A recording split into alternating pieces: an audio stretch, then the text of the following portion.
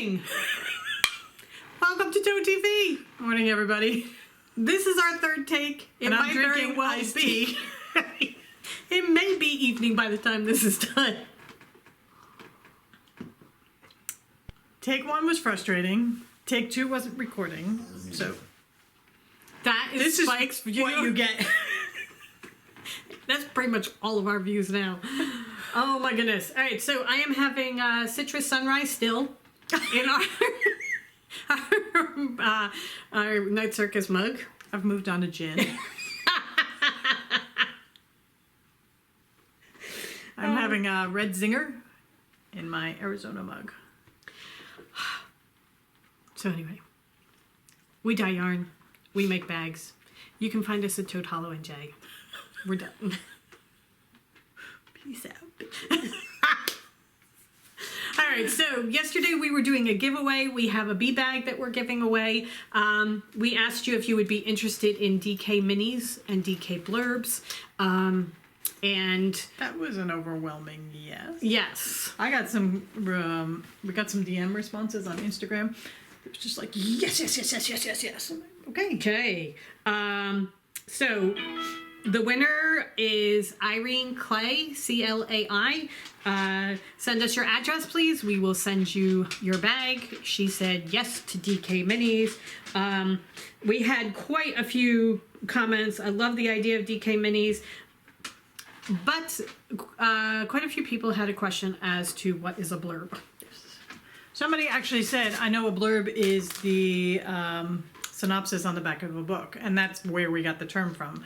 Since a lot of our yarn inspiration comes from books, or this year fairy tales, we thought it would be funny if we named our little leftovers blurbs. Because we figure if this is a book, then this is a blurb. that's a blurb. So our blurbs are, we wind up into little balls, are leftovers.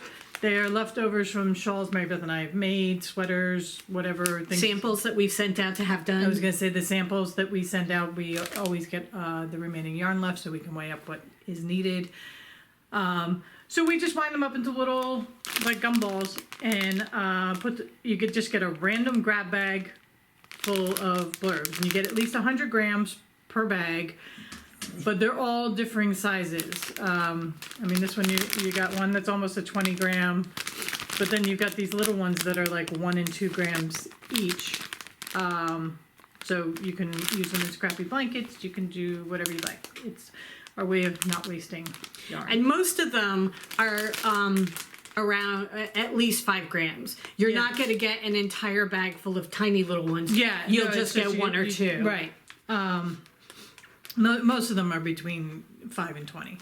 And a lot of them are older yarns that are no longer in rotation. I mean, like this one here, this is Will-o'-the-Wisp, and that's from our very first year of dyeing. So is the Fairy Court. The Fairy Court, yeah. And that's on an old base. That's not even our existing fingering base. So they, for the most part, they will always be the same they'll be fingering weight.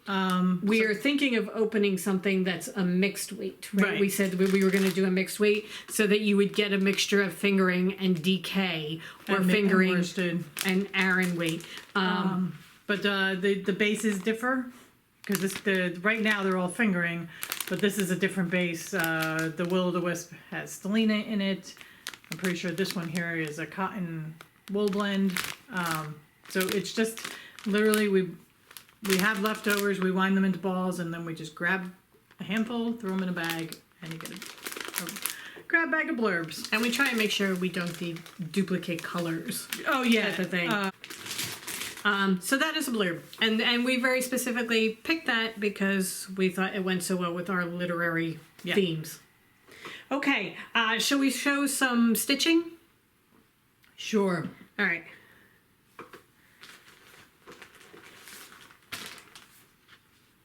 You can talk about your idea too. How you want to do it? Oh, okay. All right. I am working on Miss Lynette Lynn Linen by the Primitive Hair. Fully expect to be done this by the end of the week. No, I don't. I don't expect to be done this by the end of May. Just change colors? I did. I added in the pink. Oh, look. So I have added in the pink that is going to be the middle of her dress. You can see I now have 2 love feet. them together. And then I have... So I'm using blue for the outside part of her dress and that pink for the middle part. And what I did was I decided to go a little bit brighter than the muted Your fingers. There you go. vintage look that she went with on hers. And you're I am using using color and cotton threads. And the pink is called Hollyberry and the blue is called King's Blue Light. So there are those two. That's what they look like. But I love the way the thread looks. And I really like the way it looks together. I think it looks very, very pretty. So I'm thinking of doing, I was talking to Ray about this, and I'm considering doing it in an oval, kind of, Helen suggested, since they look like the old silhouettes, doing them in the oval frames. I don't know if I'm going to have enough around the outside. I may not have left myself enough to do it, in which case I will do 2 facing each other because they're very small. So I'll have a rectangular frame that has 2 facing each other, and then I'll do the other 2, because there are 4 in the series altogether, I'll do the other 2 like in oval frames, framing it on either side. I shall see. But I think that's such a great idea because it has an old vintage look to it. The fire alarm went off, and which we never bark at, except when we're podcasting. Mary Beth and I had to bark at the fire alarm. Every now and then you just have to let it out. You gotta bark.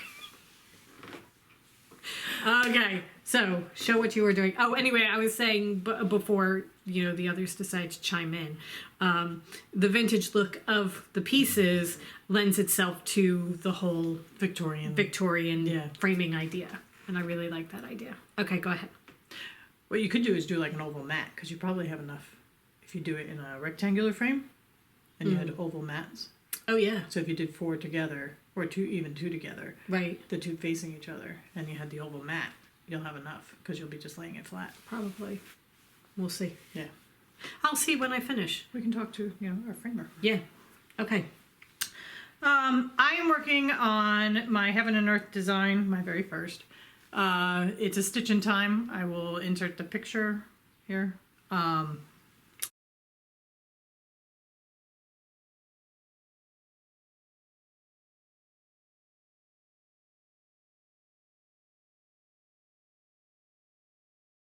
And I'm working on the top left corner, and you will just be blown away by how much I've gotten done.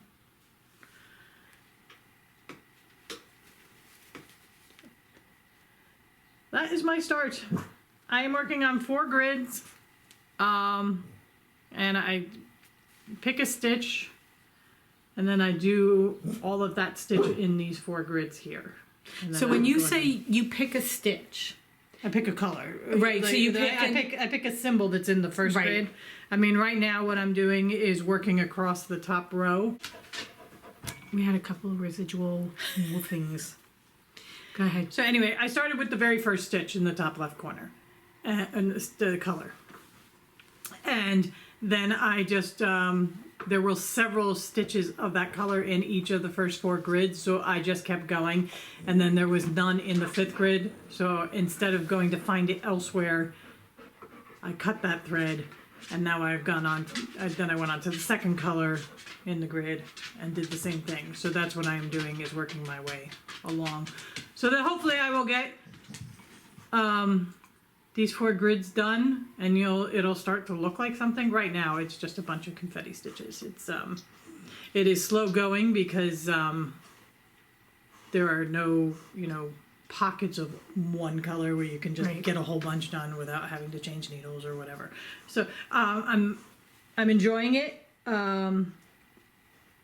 The Good Notes app is phenomenal as far as what I'm doing, because I just have it blown up on my iPad right in front of me, and I do the stitches and I highlight them as done, and it's a good way to do it. Yeah. So I think it looks really very, very pretty. I love the way the colors are working together. yeah. I just think for people who may not be stitchers, when you say I pick a stitch, Well, no, it was the wrong thing. I picked a color, not Right. I But think even so much- it's a symbol, right? Yeah. What they do is they put I should They bring put up. the symbols on the back that go with each of the colors, so that then when you're looking at the grid, if you see anything that is a filled in black square for this particular color or for this particular pattern, you know that you use mocha brown. Right. So And that this like is- here, seeing the letters, you can see that they're all done in that mocha brown. So, And whereas Mary Beth's pattern has 10 colors, if that, 3, 6, 8, this 8 only has 8 colors. when I pick a symbol, I have to literally search through 3 pages of symbols to find out which color it is. Right. So Because you have what? I think you have like 85. it may be it's under 50 because I'm doing the mini. And Oh, okay. And the bigger ones do more color. So I'm also very interested to see whether the mini's going to have as much detail as the picture does. Okay. It's kind of annoying me if it doesn't. And I know that I'm not going to see whether it does or doesn't Until you get there. until I get a great big swath done. So now they use the same picture for the mini and the big? Mm-hmm. Oh, okay. And I think what it is the big. It's obviously it's a bigger piece, a finished piece, so that it's pixelated more, so that there's more color and more detail. Right. We shall see. It is a learning curve. It's not like you bought a whole bunch of them. Yeah, it's not like I bought like 6 of them or anything. I love the idea of the finished product though. So I'm going to keep going. Yeah, definitely. So did you see that Amy put up a picture of her, she got her fabric? No. Crafting with the toads? Oh, no, I didn't. I have to go see. Is it small? Oh my God. Her one thing is like the size of my thumbnail. Oh, her grid. It's tiny. Her 110 square is like the size of my thumbnail. I mean, Oh, Amy, I hope you keep putting up progress. because, yeah. Teeny tiny. I'm not having problems seeing the squares, so that's good. Seeing the fabric when I have my light on and, my glasses on. I mean, I think once I get more of this filled in, getting those final stitches is going to be interesting. Especially since nobody gets to ever see the back of my work. So, Amy, continue putting up pictures. Helen's going to put up pictures of hers, and we'll Yeah. see how your two come up next to each other because she's got the 25 and you've got the 16. Yeah, it'll be interesting to see what the difference And is. she's got the full coverage. I mean, she's got the full size, I think. Pretty sure she's doing the big she's one. doing the big one. Okay. So that it's going to be very interesting to see. Okay. All right.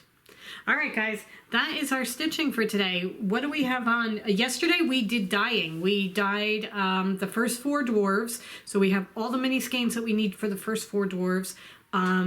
This is the high-ho shawl kits that we're dyeing up. And mini skein sets for all those that just bought the mini skeins. And then okay. So we got about a quarter of the Snow Whites done and the first 4 dwarves and the first round of the dwarves, which is the Not confusing at all. right, which is the one that has all the speckles. So we're making a start. That is downstairs drying right now. We're finding limited drying space. We thought we had plenty of drying space, but with the amount that we're actually pumping through, we have to let a day drying in between. Yeah. So yesterday was dyeing, today is bag making. So that is what is on the agenda for Yep. today. So, And then as we finish orders and get them done, we are sending them out. Okay, I think that's it, right? yeah. Okay. All right, everybody, have a great day. Yeah, have a And wonderful day. we will see you tomorrow. It's a gorgeous day It here. is beautiful outside. A little bit chilly, but it. Have a great day, everybody. Bye.